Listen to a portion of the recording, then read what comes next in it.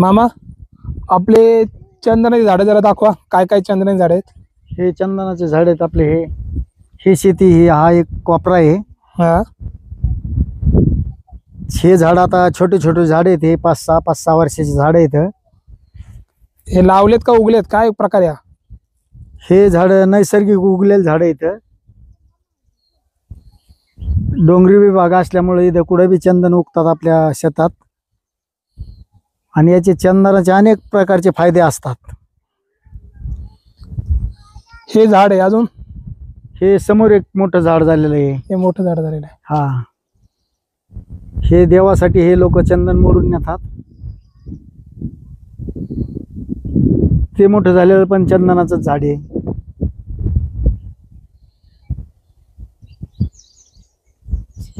अजून काय सांगणार मामा झाडाबद्दल?